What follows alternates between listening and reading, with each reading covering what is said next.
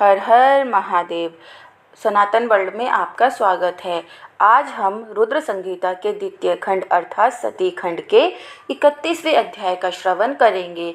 इससे पहले के एपिसोड में हमने सती खंड के 21 से लेकर 30 तक के अध्यायों का श्रवण किया था, जिसका लिंक आपको इस वीडियो के डिस्क्रिप्शन बॉक्स में मिल जाएगा। तो चलिए दोस्तों, महादेव का नाम लेते हुए 31वें अध्याय का श्रवण आरंभ करते हैं। हर हर महादेव। 31वां अध्याय आकाशवाणी। ब्रह्मा जी कहते हैं, हे नारद, जब दक्ष के उस महान यज्ञ में घोर उत्पात मचा हुआ था और सभी डर के कारण भयभीत हो रहे थे, तो उस समय वहां पर एक आकाशवाणी हुई। हे मूर्ख दक्ष, तूने यह बहुत बड़ा अनर्थ कर दिया है। तूने शिव भक्त दधीचि के कथन को प्रामाणिक नहीं माना, जो तेरे लिए परम मंगलकारी और आनंददायक था। तूने उनका भी अपमान किया और वे तुझे श्राप देकर तेरी यज्ञशाला से चले गए। तब भी तू कुछ भी नहीं समझा। तूने अपने घर में स्वयं आई साक्षात मंगल स्वरूपा अपनी पुत्री सती का अपमान किया। तूने सती और शंकर का पूजन भी नहीं किया। अपने को ब्रह्मा जी का पुत्र समझकर तुझे बहुत घमंड हो गया था। तूने उस सती देवी का अपमान किया जो सत्पुरुषों की भी आराध्या हैं। वे समस्त पुण्यों का फल देती हैं। वे तीनों लोकों की माता, कल्याण स्वरूपा और भगवान शंकर की अर्धांगिनी हैं। सती देवी प्रसन्न होने पर सुख और सौभाग्य प्रदान करती हैं। वे परम मंगलकारी हैं। देवी सती की पूजा करने से समस्त भयों से छुटकारा मिल जाता है और मनोवांछित फलों की प्राप्ति होती है। देवी सभी उपद्रवों को नष्ट कर देती हैं। वे ही पराशक्ति हैं तथा कीर्ति, संपत्ति, भोग और मोक्ष प्रदान करती हैं। वे ही जन्मदात्री हैं अर्थात जन्म देने वाली माता हैं। वे ही इस जगत की रक्षा करने वाली आदि शक्ति हैं और वे ही प्रलय काल में जगत का संहार करने वाली हैं। सती ही भगवान विष्णु सहित ब्रह्मा, इंद्र, चंद्र, अग्नि, सूर्यदेव आदि सभी देवताओं की जननी हैं। वे साक्षात जगदम्बा हैं। वे ही दुष्टों का नाश करने वाली और भक्तों की रक्षा करने वाली हैं। ऐसी उत्तम महिमा और गुणों वाली भगवान शिव की प्राणप्रिय धर्मपत्नी का तूने इस यज्ञ में अपमान किया है। भगवान शिव तो परम ब्रह्मा परमेश्वर हैं। वे सबके स्वामी हैं। वे सबका कल्याण करते हैं। सभी मनुष्य प्रभु का दर्शन पाने की अभिलाषा सदैव अपने मन में रखते हैं। दर्शनों की इच्छा लिए घोर तपस्या करते हैं। वे भगवान शिव ही जगत को धारण कर उसका पालन पोषण करते हैं। वे ही समस्त विद्याओं के ज्ञाता और मंगलों का भी मंगल करने वाले हैं। वे ही समस्त मनोकामनाओं को पूरा करते हैं। हे दुष्ट दक्ष, तूने उन परम शक्तिशाली भगवान शिव की शक्ति की अवहेलना करके बहुत बुरा किया है। इसलिए तेरे इस महायज्ञ के विनाश को कोई नहीं रोक सकता।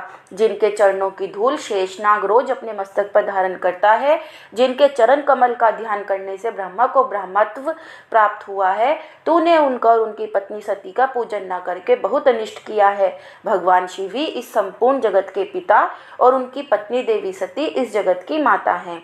तूने उन माता पिता का सत्कार न कर उनका घोर अपमान किया है। अब तेरा कल्याण कैसे हो सकता है? तूने स्वयं दुर्भाग्य से अपना नाता जोड़ लिया है। तूने देवी सती और भगवान शिव की भक्ति भाव से आराधना नहीं की। तेरी यह सोच ही कि कल्याणकारी शिव का पूजन किए बिना भी मैं कल्याण का भागी हो सकता हूँ, तुझे ले डूबी है। तेरा सारा घमंड नष्ट हो जाएगा। यहाँ बैठा कोई भी देवता शिव जी के विरुद्ध होकर तेरी सहायता नहीं कर पाएगा। यदि करना भी चाहेगा तो स्वयं भी नष्ट हो जाएगा। अब तेरा मंगल निश्चित है। सभी देवता और मुनिगण यज्ञ मंडप को छोड़कर तुरंत यहाँ से अपने अपने धाम को चले जाएं, अन्यथा सबका नाश हो जाएगा।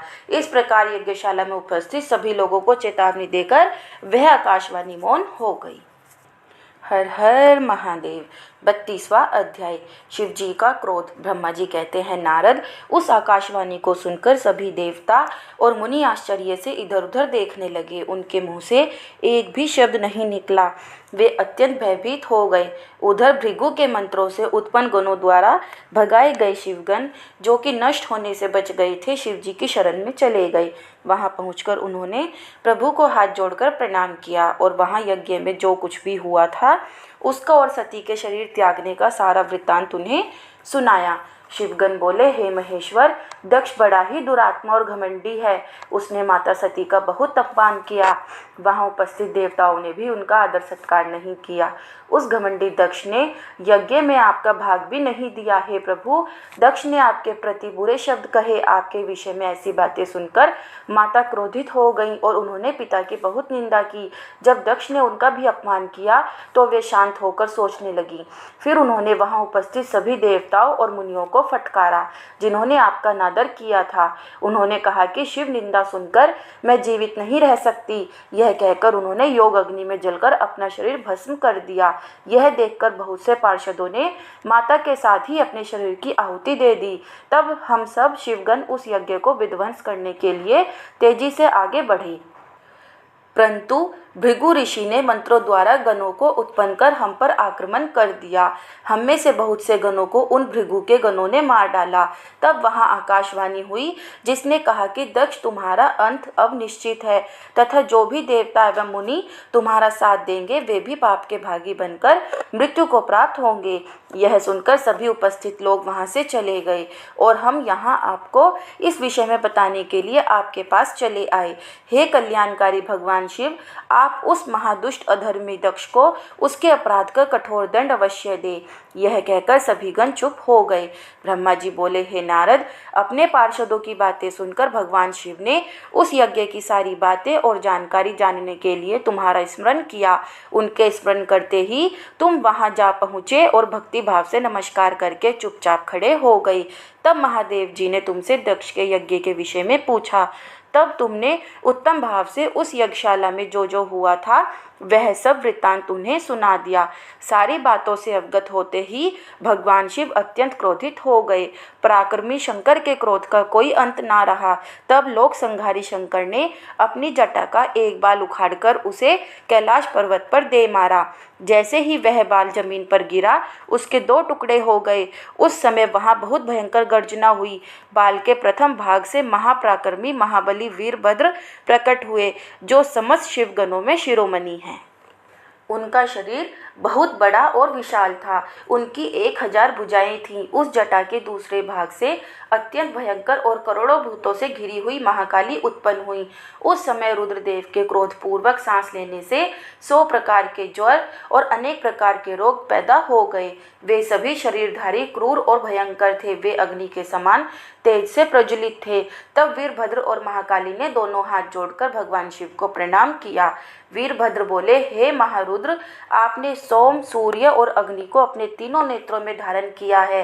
हे प्रभु, कृपया कर मुझे आज्ञा दीजिए कि मुझे क्या कार्य करना है। क्या मुझे पृथ्वी के सभी समुद्रों को एक क्षण में सुखाना है या संपूर्ण पर्वतों को पीसकर पल भर में ही मसलकर चूर्ण बनाना है। हे प्रभु, मैं इस ब्रह्मांड को भस्म कर दूं या मुनियों को जला दूं। भगवान, आपका आदेश पाकर मैं समस्त लोकों में उलट पुलट कर सकता हूँ। आपके इशारा करने से ही मैं जगत के समस्त प्राणियों का विनाश कर सकता हूँ। आपकी आज्ञा पाकर मैं इस संसार में सभी कार्यों को कर सकता हूँ। हे प्रभु, मेरे समान पराक्रमी ना तो कोई हुआ है और ना ही होगा। भगवान, आपकी आज्ञा से हर कार्य सिद्ध हो सकता है। मुझे ये सभी शक्तियाँ आपकी ही कृपा से प्राप्त हुई हैं। बिना आपकी आज्ञा के एक तिनका भी नहीं हिल सकता है। हे करुणा निधान, मैं आपके चरणों में प्रणाम करता हूँ। आप अपने कार्य की सिद्धि की जिम्मेदारी मुझे सौंपिए। मैं उसे पूर्ण करने का पूरा प्रयास करूँगा। हे प्रभु, आपके चरणों का मैं हर समय चिंतन करता रहता हूँ। आपकी भक्ति परम उत्तम है।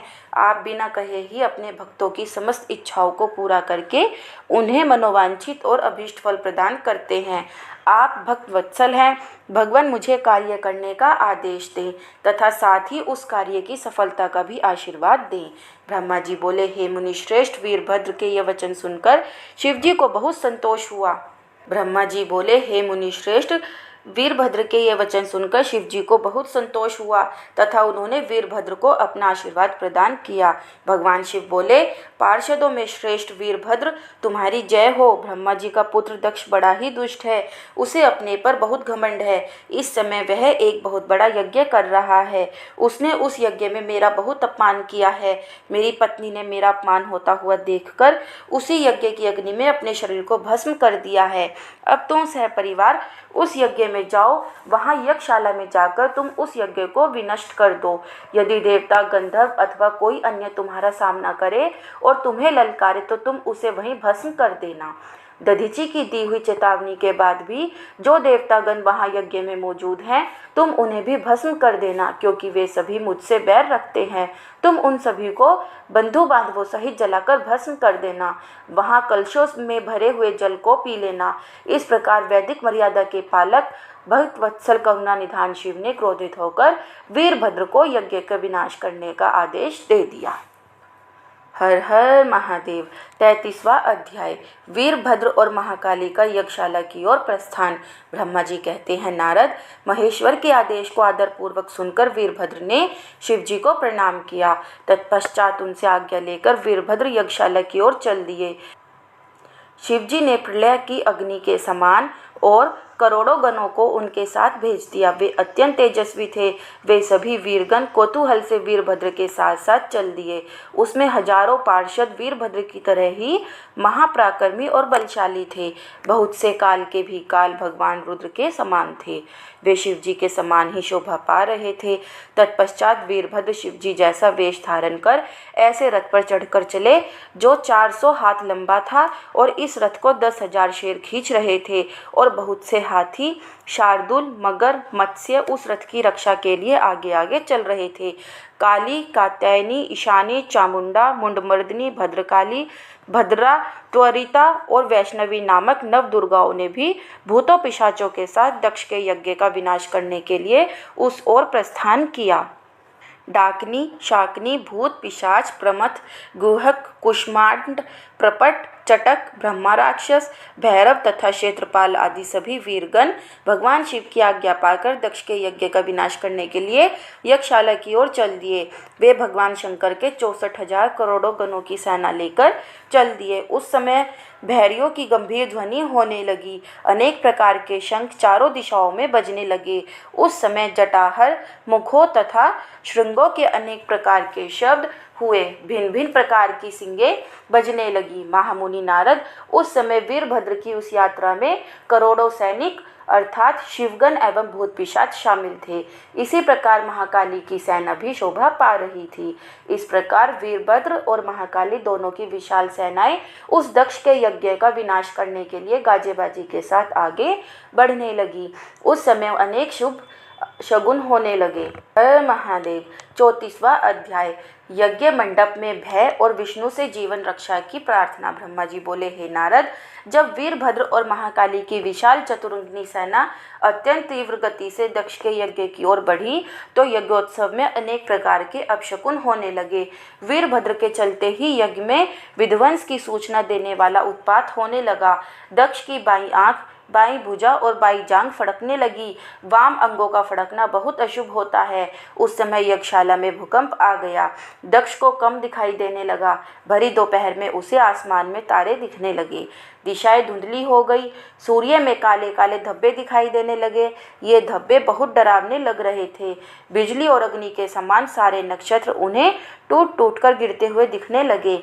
वहाँ यज्ञशाला में हजारों गिद्ध दक्ष के सिर पर मंडराने लगे। उस यज्ञ मंडप को गिद्धों ने पूरा ढक दिया था। वहाँ एकत्र गीदड़ बड़ी भयानक और डरावनी आवाजें निकाल रहे थे। सभी दिशाएं अंधकारमय हो गई थी। वहाँ अनेक प्रकार के अपशकुन होने लगे। फिर उसी समय वहाँ आकाशवाणी हुई, ओ महामूर्ख दुष्ट दक्ष, तेरे जन्म को धिक्कार है। तू बहुत बड़ा पापी है। तूने भगवान शिव की बहुत अवहेलना की है। तूने देवी सती, जो कि साक्षात जगदम्बा रूप है, का भी अनादर किया है। सती ने तेरी ही वजह से अपने शरीर को योग अग्नि में जलाकर भस्म कर दिया है। तुझे तेरे कर्मों का फल जरूर मिलेगा। आज तुझे तेरी करनी का फल अवश्य ही मिलेगा। साथ ही यहाँ उपस्थित सभी देवताओं और ऋषि मुनियों को भी अवश्य ही उनकी करनी का फल मिलेगा। भगवान शिव तुम्हारे पापों का फल जरूर देंगे। इस प्रकार कहकर वह आकाशवाणी मौन हो गई। उस आकाशवाणी को सुनकर और वहाँ यज्ञशाला में प्रकट हो रहे अनेक अशुभ लक्षणों को देखकर दक्ष तथा वहाँ उपस्थित सभी देवतागण भय से कांपने लगे। दक्ष को अपने द्वारा किए गए व्यवहार का स्मरण होने लगा। उसे अपनी किए पर बहुत पछतावा होने लगा। तब दक्ष सहित सभी देवता श्री हरि विष्णु की शरण में गए। वे डरे हुए थे। भय से कांपते हुए वे सभी लक्ष्मीपति विष्णु जी से अपने जीवन की रक्षा की प्रार्थना करने लगे। हर हर महादेव। 35वां अध्याय वीरभद्र का आगमन। दक्ष बोले, हे विष्णु, कृपा निधान, मैं बहुत भयभीत हूँ। आपको ही मेरी और मेरे यज्ञ की रक्षा करनी है। प्रभु, आप ही इस यज्ञ के रक्षक हैं। आप साक्षात यज्ञ स्वरूप हैं। आप हम सब पर अपनी कृपा दृष्टि बनाइए। हम सब आपकी शरण में आ गए हैं। प्रभु, हमारी रक्षा करें ताकि यज्ञ का विनाश ना हो। ब्रह्मा जी कहते हैं, हे मुनि नारद, इस प्रकार जब दक्ष ने भगवान विष्णु के चरणों में गिरकर उनसे प्रार्थना की, उस समय दक्ष का मन भय से बहुत अधिक व्याकुल था। तब श्री हरि ने दक्ष को उठाकर अपने मन में करुणा निधान भगवान शिव का स्मरण किया और शिव तत्व के ज्ञाता श्री हरि दक्ष को समझाते हुए बोले, दक्ष, तुम्हें तत्व का ज्ञान नहीं है, इसलिए तुमने सबके अधिपति भगवान शंकर की अवहेलना की है। भगवान की स्तुति के बिना कोई भी कार्य सफल नहीं हो सकता। उस कार्य में अनेक परेशानियां आती हैं। जहाँ पूजनीय व्यक्तियों की पूजा नहीं होती, वहाँ गरीबी, मृत्यु तथा भय का निवास होता है।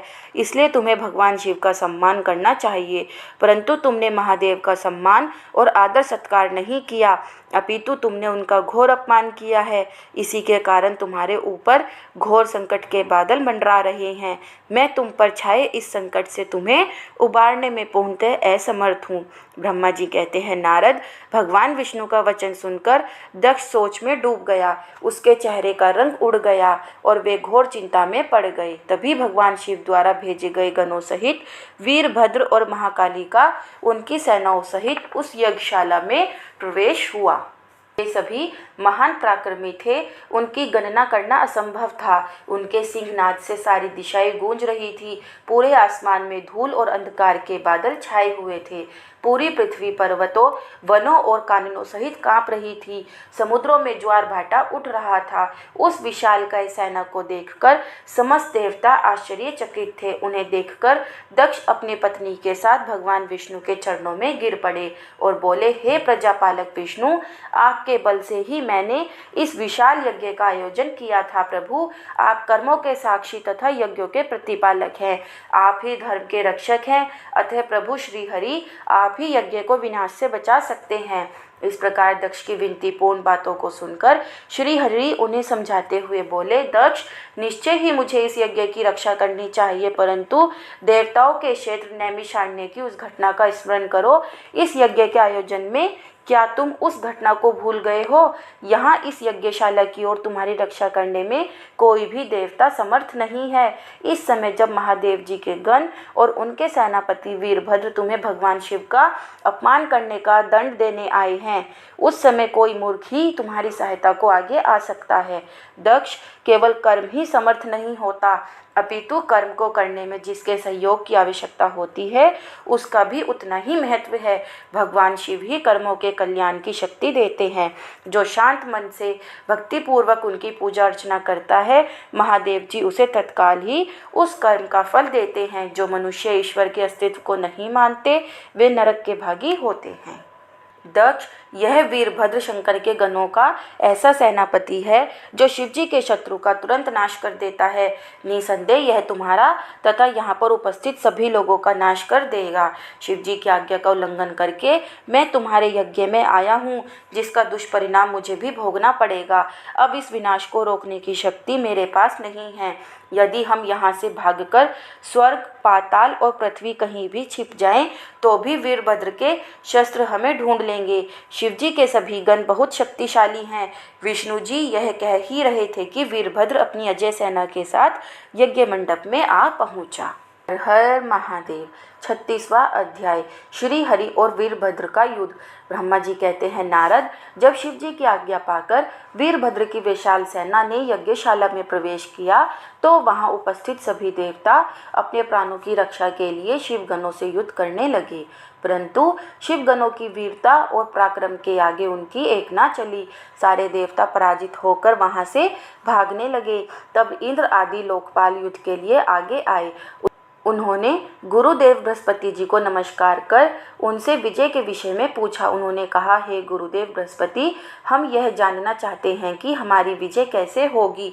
उनकी यह बात सुनकर बृहस्पति जी बोले, हे इंद्र, समस्त कर्मों का फल देने वाले तो ईश्वर हैं। सभी को अपनी करनी का फल अवश्य भोगना पड़ता है। जो ईश्वर के अस्तित्व को जानकर और समझकर उनकी शरण में आकर अच्छे कर्म करता है, उसी को उसके सत्कर्मों का फल मिलता है।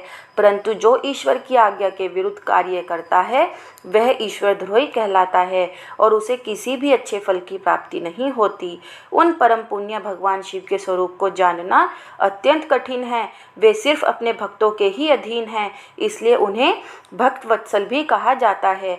भक्ति और ईश्वर सत्ता में भी विश्वास न रखने वाले मनुष्य यदि वेदों का 10,000 बार भी अध्ययन कर लें तो भी भगवान शिव के स्वरूप को भली भांति नहीं जान पाएंगे।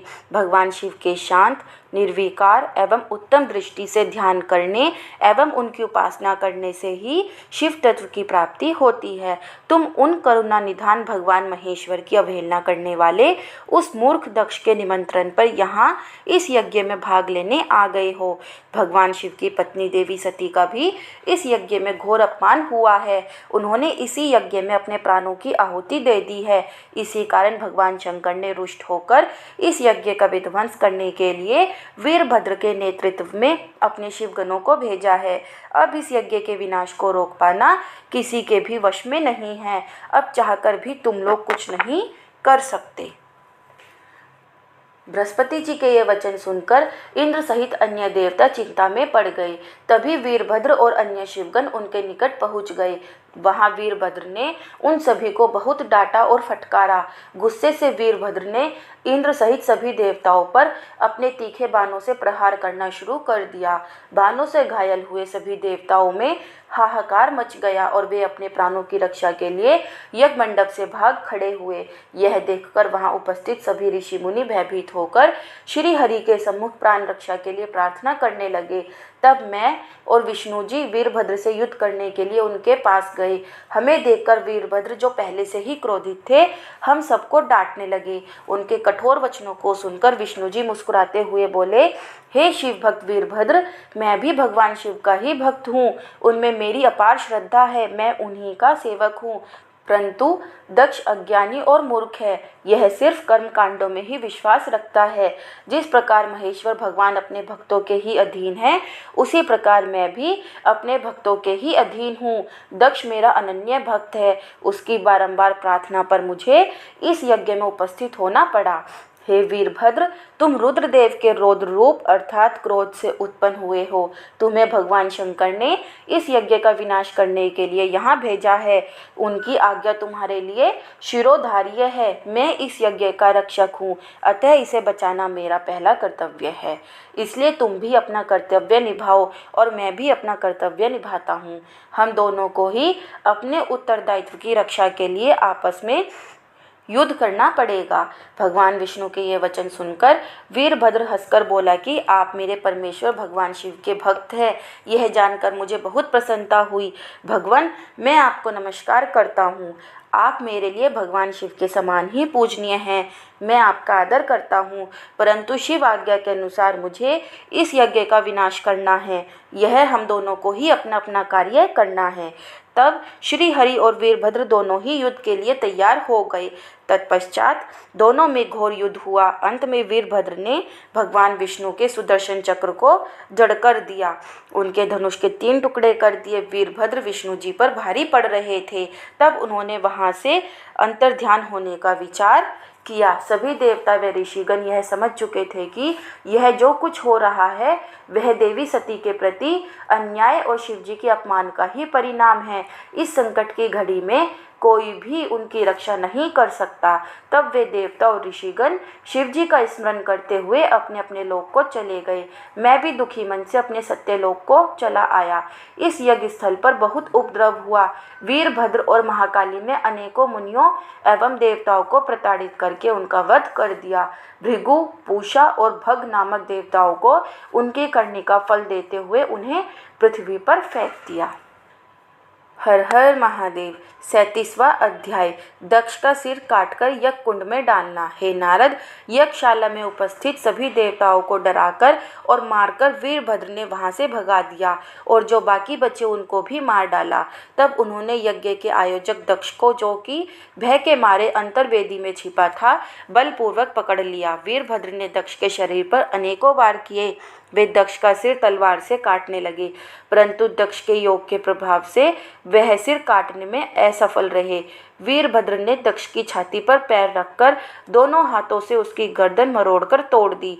तत्पश्चात दक्ष के सिर को वीरभद्र ने अग्निकुंड में डाल दिया। उस महान यज्ञ का संपूर्ण विनाश करने के उपरांत वीरभद्र और सभी गण जीत की खुशी के साथ कैलाश पर्वत पर चले गए और शिवजी को अपनी विजय की सूचना दी। इस समाचार को पाकर महादेव जी भी बहुत प्रसन्न हुए। हर हर महादेव। 38वां अध्याय। दधीची शुभ विवाद। सूत जी कहते हैं, हे महर्षियों, ब्रह्मा जी के द्वारा कही हुई कथा को सुनकर नारद जी आश्चर्यचकित हो गए तथा उन्होंने ब्रह्मा जी से पूछा कि भगवान विष्णु शिव जी को छोड़कर अन्य देवताओं के साथ दक्ष के यज्ञ में क्यों चले गए? क्या वे अद्भुत पराक्रम वाले भगवान शिव को नहीं जानते थे? क्यों श्री हरि ने रुद्रगणों के साथ युद्ध किया? कृपया कर मेरे अंदर उठने वाले इन प्रश्नों के उत्तर देकर मेरी शंकाओं का समाधान कीजिए।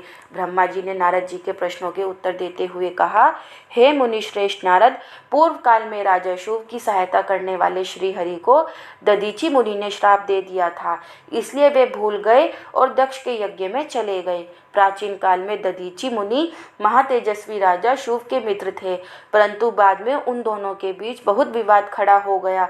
विवाद का कारण मुनि दधीची का 4 वर्णों ब्राह्मण, क्षत्रिय, वैश्य और शूद्र में ब्राह्मणों को श्रेष्ठ बताना था, परंतु राजा शुभ, जो कि धन वैभव के अभिमान में डूबे हुए थे, इस बात से पूर्णतः असहमत थे। शुभ सभी वर्णों में राजा को ही श्रेष्ठ मानते थे। राजा को सर्वश्रेष्ठ और सर्ववेद में माना जाता है, यह श्रुति भी कहती है, इसलिए ब्राह्मण से ज़्यादा राजा श्रेष्ठ है। हे दधीची, आप मेरे लिए आदरणीय हैं। राजा शुभ के कथन को सुनकर दधीची को क्रोध आ गया। उन्होंने इसे अपना अपमान समझा और शुभ के सिर पर मुक्के का प्रहार कर दिया। दधीची के इस व्यवहार से मद में चूर शुभ को और अधिक क्रोध आ गया। उन्होंने वज्र से दधीची पर प्रहार कर दिया। वज्र से घायल हुए दधीची मुनि ने पृथ्वी पर गिरते हुए योगी शुक्राचार्य का स्मरण किया। शुक्राचार्य ने तुरंत आकर दधीची मुनि के शरीर को पूर्ववत कर दिया। शुक्राचार्य ने दधीची से कहा कि मैं तुम्हें महामृत्युंजय का मंत्र प्रदान करता हूँ।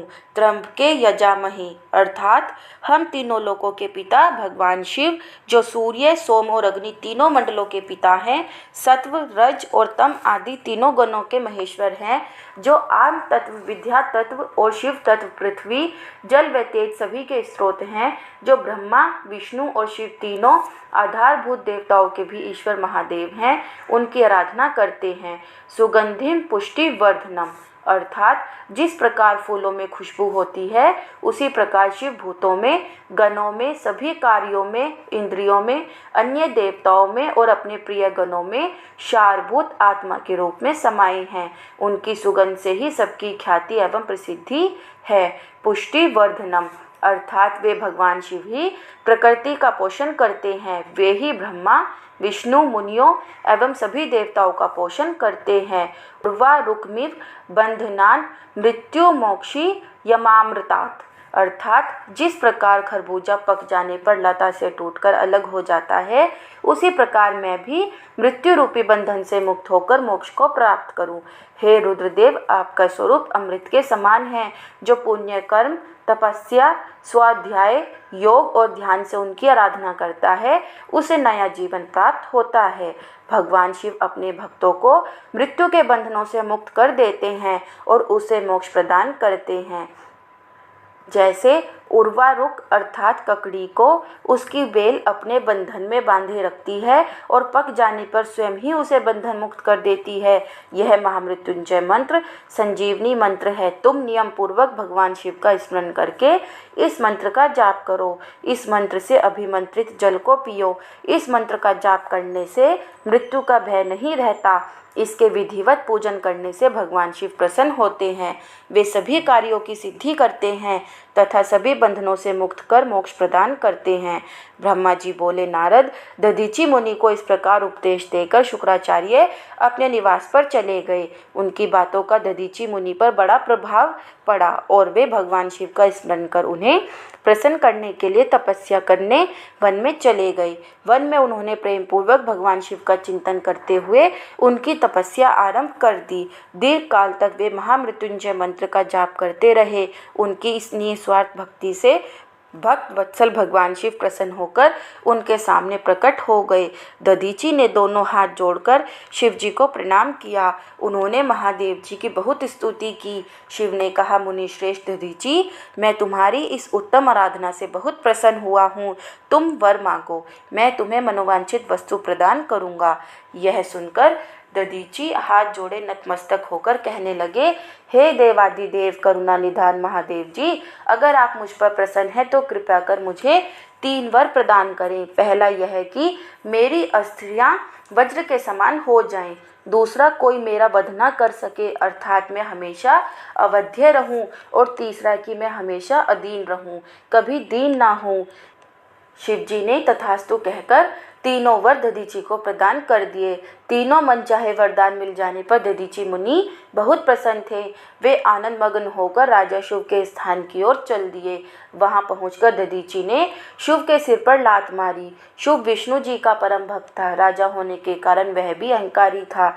उसने क्रोधित हो तुरंत दधीचि पर वज्र से प्रहार कर दिया, परंतु शुभ के प्रहार से दधीचि मुनि का बाल भी बांका नहीं हुआ। यह सब महादेव जी के वरदान से ही हुआ था। यह देखकर शुभ को बड़ा आश्चर्य हुआ। तब उन्होंने वन में जाकर इंद्र के भाई मुकुंद की आराधना शुरू कर दी। तब विष्णु जी ने प्रसन्न होकर शुभ को दिव्य दृष्टि प्रदान कर दी। शुभ ने विष्णु जी को प्रणाम कर उनकी भक्ति भाव से स्तुति की। तत्पश्चात शुभ बोले, भगवान मुनि श्रेष्ठ दधीचि पहले मेरे मित्र थे, परंतु बाद में हम दोनों के बीच में विवाद उत्पन्न हो गया। दधीचि ने परम पूजनीय भगवान शिव की तपस्या महामृत्युंजय मंत्र से कर उन्हें प्रसन्न किया तथा अवध्य रहने का वरदान प्राप्त कर लिया। तब उन्होंने मेरी राजसभा में मेरे समस्त दरबारियों के बीच मेरा घोर अपमान किया। उन्होंने सबके सामने मेरे मस्तक पर अपने पैरों से आघात किया। साथ ही उन्होंने कहा कि मैं किसी से नहीं डरता। भगवान मुनि दधीचि को बहुत घमंड हो गया है। ब्रह्मा जी बोले, नारद, जब श्री हरि को इस बात का ज्ञान हुआ कि दधीचि मुनि को महादेव जी द्वारा अवध्य होने का आशीर्वाद प्राप्त है, तो वे कहने लगे कि शुभ महादेव जी के भक्तों को कभी भी किसी प्रकार का भी भय नहीं होता है। यदि मैं इस विषय में कुछ करूं तो दधीचि को बुरा लगेगा और वे शाप भी दे सकते हैं। उन्हीं दधीचि के शाप से दक्ष यज्ञ में मेरी शिव जी से पराजय हो गई। इसलिए मैं इस संबंध में कुछ नहीं करना चाहता, परंतु ऐसा कुछ जरूर करूंगा जिससे आपको विजय प्राप्त हो। भगवान विष्णु के ये वचन सुनकर राजा चुप हो गए। हर हर महादेव। 39वां अध्याय, दधीचि का शाप और शुभ पर अनुग्रह। ब्रह्मा जी बोले, नारद, श्री हरि विष्णु अपने प्रिय भक्त राजा शुभ के हितों की रक्षा करने के लिए एक दिन ब्राह्मण का रूप धारण करके दधीचि मुनि के आश्रम में पहुँचे। विष्णु जी भगवान शिव की आराधना में मग्न रहने वाले ब्रह्म ऋषि दधीचि से बोले कि हे प्रभु, मैं आपसे एक वर मांगता हूँ। दधीचि श्री विष्णु को पहचानते हुए कहने लगे, मैं सब समझ गया हूँ कि आप कौन हैं और क्या चाहते हैं, इसलिए मैं आपसे क्या कहूँ। हे श्री हरि विष्णु, शुभ का कल्याण करने के लिए आप यह ब्राह्मण का वेश बनाकर आए हैं। आप ब्राह्मण वेश का त्याग कर दे। लज्जित होकर भगवान विष्णु अपने असली रूप में आ गए और महामुनि दधीचि को प्रणाम करके बोले कि महामुनि, आपका कथन पूर्णतः सत्य है। मैं यह भी जानता हूँ कि शिव भक्तों को कभी भी किसी भी प्रकार का कोई भय नहीं होता है, परंतु आप सिर्फ मेरे कहने से राजा शुभ के सामने यह कह दे कि आप राजा शुभ से डरते हैं। श्री विष्णु की यह बात सुनकर दधीचि हंसने लगे। हंसते हुए बोले कि भगवान शिव की कृपा से मुझे कोई भी डरा नहीं सकता। जब कोई वाकई मुझे डरा नहीं सकता तो मैं क्यों झूठ बोलकर पाप का भागी बनूं। दधीचि मुनि के इन वचनों को सुनकर विष्णु को बहुत अधिक क्रोध आ गया। उन्होंने मुनि दधीचि को समझाने की बहुत कोशिश की। सभी देवताओं ने श्री विष्णु जी का ही साथ दिया। भगवान विष्णु ने दधीचि मुनि को डराने के लिए अनेक गण उत्पन्न कर दिए, परंतु दधीचि ने अपने सच से उनको भस्म कर दिया। तब विष्णु जी ने वहां अपनी मूर्ति प्रकट कर दी। यह देखकर दधीचि मुनि बोले, हे श्री हरि, अब अपनी माया को त्याग दीजिए। आप अपने क्रोध और अहंकार का त्याग कर दीजिए। आपको मुझ में ही ब्रह्मा रुद्र सहित संपूर्ण जगत का दर्शन हो जाएगा। मैं आपको दिव्य दृष्टि प्रदान करता हूँ। तब विष्णु जी को दधीचि मुनि ने अपने शरीर में पूरे ब्रह्मांड के दर्शन करा दिए। तब विष्णु जी का क्रोध बहुत बढ़ गया। उन्होंने चक्र उठा लिया और महर्षि को मारने के लिए आगे बढ़े, परंतु बहुत प्रयत्न करने पर भी चक्र आगे नहीं बढ़ा। यह देखकर दधीचि हंसते हुए बोले कि हे श्री हरि, आप भगवान शिव द्वारा प्रदान किए गए इस सुदर्शन चक्र से उनके ही प्रिय भक्त को मारना चाहते हैं, तो भला यह चक्र क्यों चलेगा। शिवजी द्वारा दिए गए अस्त्र से आप उनके भक्तों का विनाश किसी भी तरह नहीं कर सकते, परंतु फिर भी यदि आप मुझे मारना चाहते हैं तो ब्रह्मास्त्र आदि का प्रयोग कीजिए। लेकिन दधीचि को साधारण मनुष्य समझकर विष्णु जी ने उन पर अनेक अस्त्र चलाए। तब दधीचि मुनि ने धरती से मुट्ठी भर कुशा उठा ली और कुछ मंत्रों के उच्चारण के उपरांत उसे देवताओं की ओर उछाल दिया। वे कुशाएं काल अग्नि के रूप में परिवर्तित हो गई, जिनमें देवताओं द्वारा छोड़े गए सभी अस्त्र शस्त्र जलकर भस्म हो गए। यह देखकर वहां पर उपस्थित अन्य देवता वहां से भाग खड़े हुए, परंतु श्रीहरि दधीचि से युद्ध करते रहे। उन दोनों के बीच भीषण युद्ध हुआ। तब मैं ब्रह्मा राजा शुभ को साथ लेकर उस स्थान पर आया जहां उन दोनों के बीच युद्ध हो रहा था। मैंने भगवान विष्णु से कहा कि आपका यह प्रयास निरर्थक है, क्योंकि आप भगवान शिव के परम भक्त दधीचि को हरा नहीं सकते हैं। यह सुनकर विष्णु जी शांत हो गए। उन्होंने दधीचि मुनि को प्रणाम किया। तब राजा शिव भी दोनों हाथ जोड़कर मुनि दधीचि को प्रणाम करके उनकी स्तुति करने लगे, उनसे माफ़ी मांगने लगे और कहने लगे कि प्रभु, आप मुझ पर कृपा दृष्टि रखिए। ब्रह्मा जी बोले, नारद, इस प्रकार राजा शिव द्वारा की गई स्तुति से दधीचि को बहुत संतोष मिला और उन्होंने राजा शिव को क्षमा कर दिया, परंतु विष्णु जी सहित अन्य देवताओं पर उनका क्रोध कम नहीं हुआ। तब क्रोधित मुनि दधीचि ने इंद्र सहित सभी देवताओं और विष्णु जी को भी भगवान रुद्र की क्रोध अग्नि में नष्ट होने का श्राप दे दिया। इसके बाद राजा शुभ ने दधीचि को पुनः नमस्कार कर उनकी आराधना की और फिर वे अपने राज्य की ओर चल दिए। राजा शुभ के वहां से चले जाने के पश्चात इंद्र सहित सभी देवगणों ने भी अपने अपने धाम की ओर प्रस्थान किया। तदोपरांत श्री हरि विष्णु भी वैकुंठ धाम को चले गए। तब से वह पुण्य स्थान थानेश्वर नामक तीर्थ के रूप में विख्यात हुआ। इस तीर्थ के दर्शन से भगवान शिव का स्नेह और कृपा प्राप्त होती है। हर हर महादेव। 40वां अध्याय। ब्रह्मा जी का कैलाश पर शिव जी से मिलना। नारद जी ने कहा, हे महाभाग्य, हे विधाता, हे महाप्राण, आप शिव तत्व का ज्ञान रखते हैं।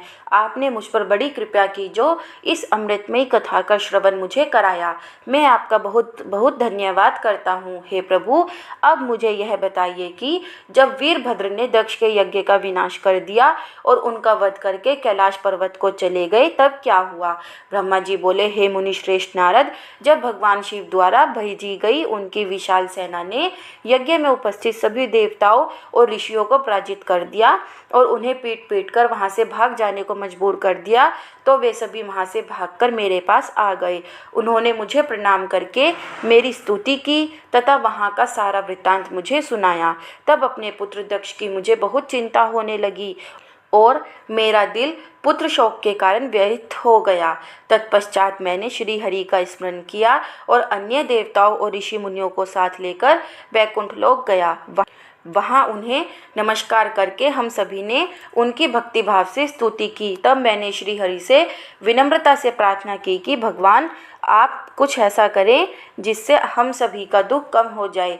देवेश्वर, आप कुछ ऐसा करें जिससे वह यज्ञ पूरा हो जाए तथा उसके यजमान दक्ष पुनः जीवित हो जाए।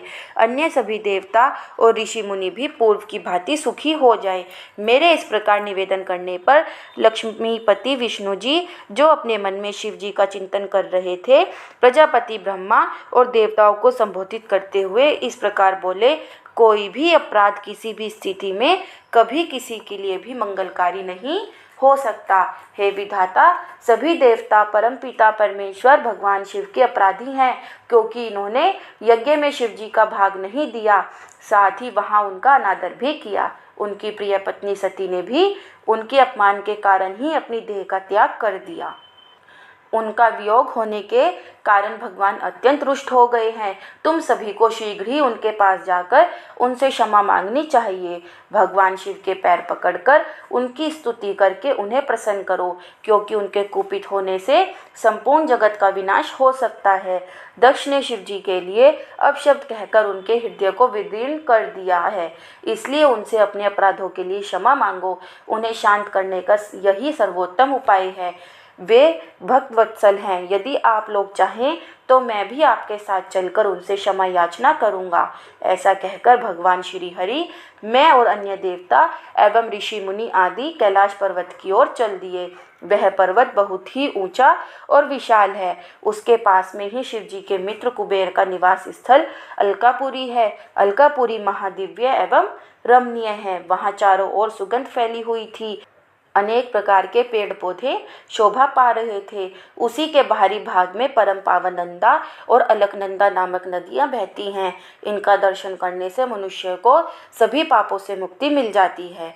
हम लोग अलकापुरी से आगे उस विशाल वट वृक्ष के पास पहुँचे, जहाँ दिव्य योगियों द्वारा पूजित भगवान शिव विराजमान थे।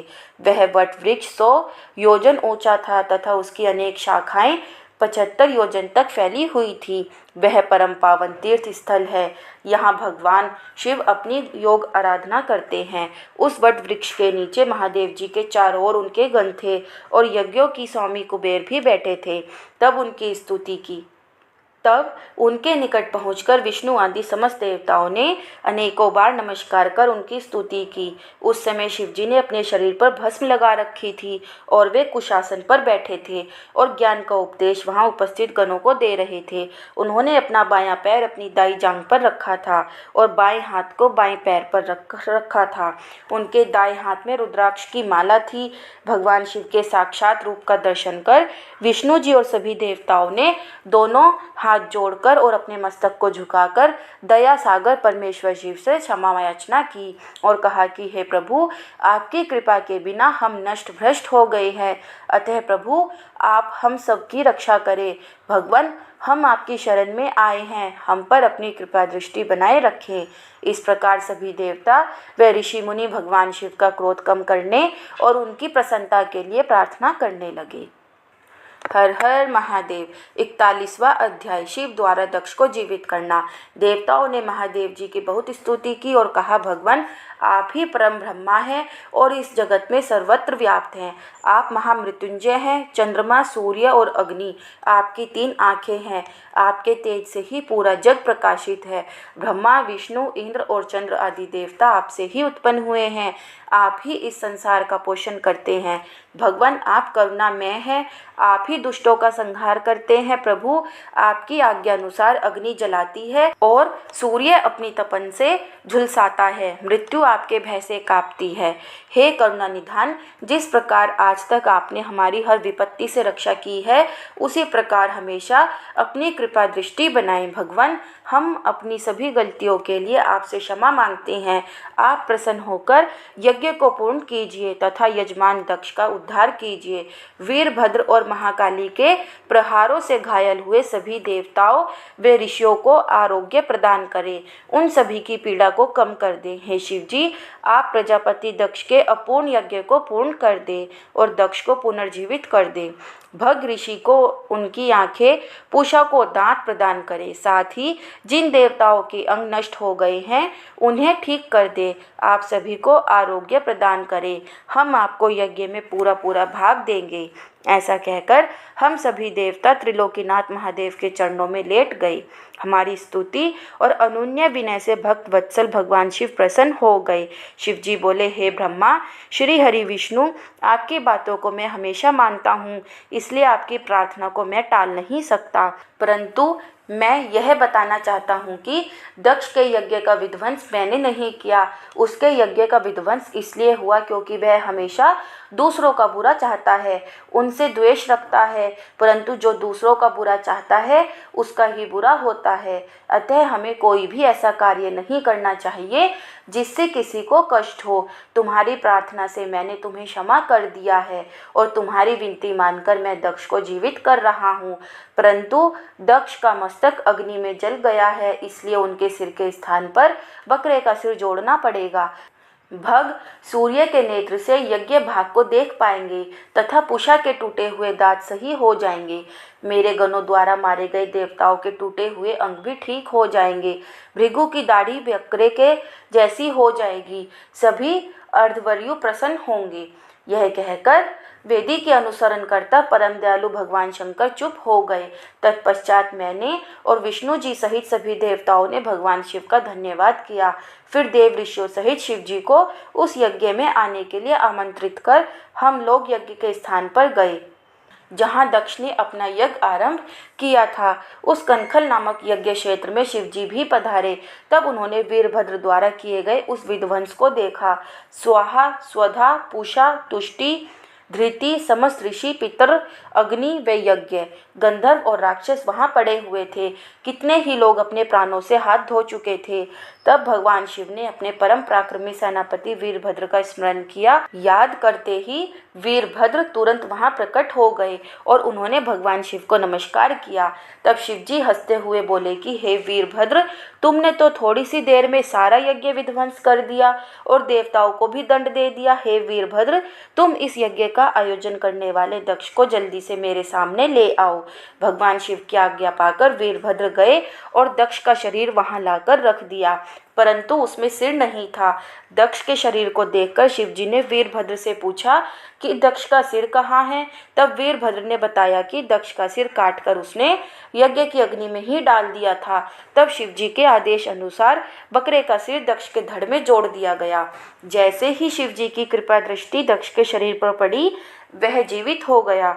दक्ष के शरीर में प्राण आ गए और वह इस प्रकार उठ बैठा जैसे गहरी नींद से उठा हो। उठते ही उसने अपने सामने महादेव जी को देखा।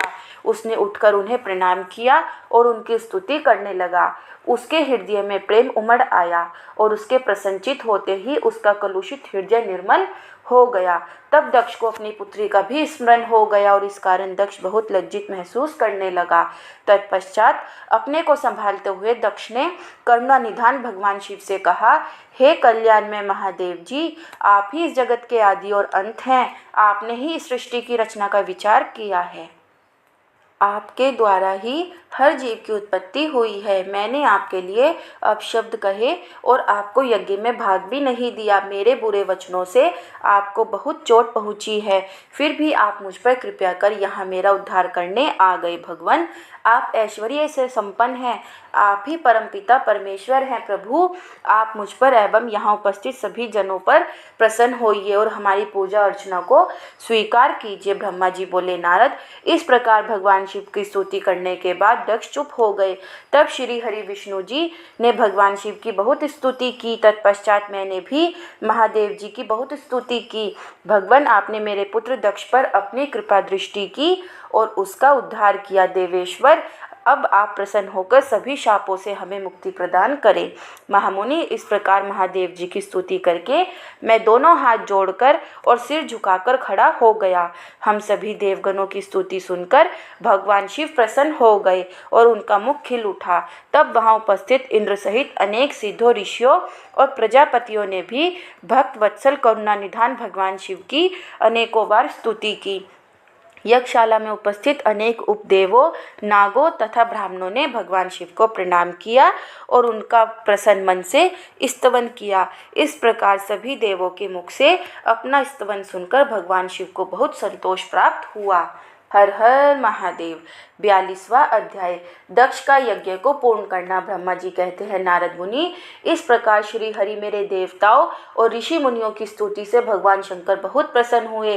वे हम सबको कृपा दृष्टि से देखते हुए बोले, प्रजापति दक्ष, मैं तुम सभी पर प्रसन्न हूँ। मेरा अस्तित्व सबसे अलग है।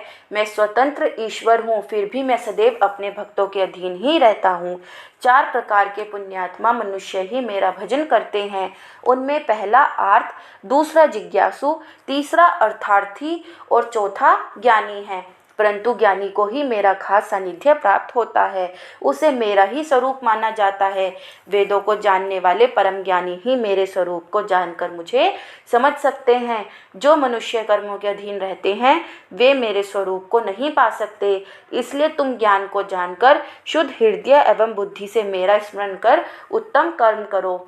हे दक्ष, मैं ही ब्रह्मा और विष्णु का रक्षक हूँ, मैं ही आत्मा हूँ, मैंने ही इस संसार की सृष्टि की है, मैं ही संसार का पालन करता हूँ, मैं ही दुष्टों का नाश करने के लिए संहारक बन उनका विनाश करता हूँ।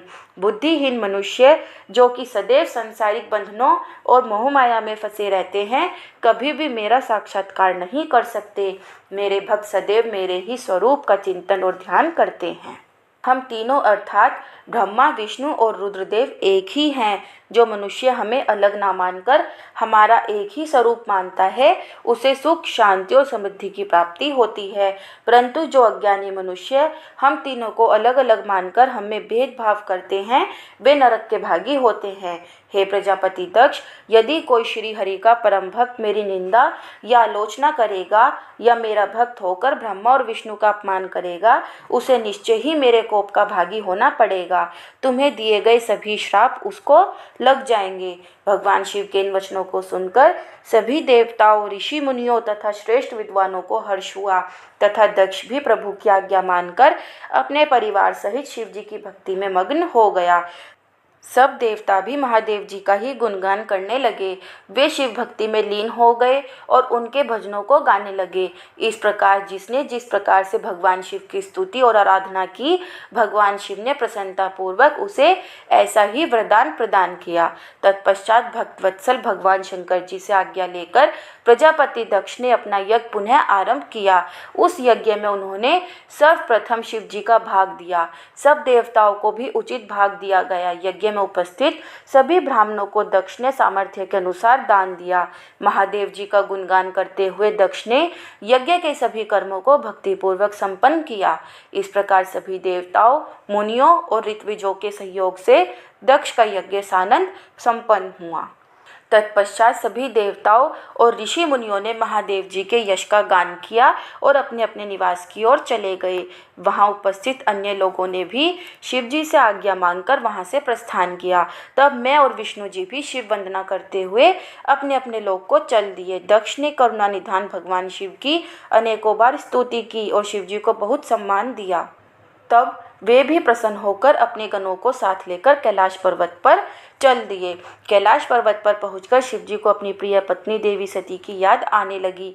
महादेव जी ने वहां उपस्थित गणों से उनके बारे में अनेक बातें की। वे उनको याद करके व्याकुल हो गए। हे नारद, मैंने तुम्हें सती के परम अद्भुत और दिव्य चरित्र का वर्णन सुनाया। यह कथा भोग और मोक्ष प्रदान करने वाली है। यह उत्तम वृत्तांत सभी कामनाओं को अवश्य पूरा करता है। इस प्रकार इस चरित्र को पढ़ने व सुनने वाली ज्ञानी मनुष्य पापों से मुक्त हो जाता है। उसे यश, स्वर्ग और आयु की प्राप्ति होती है।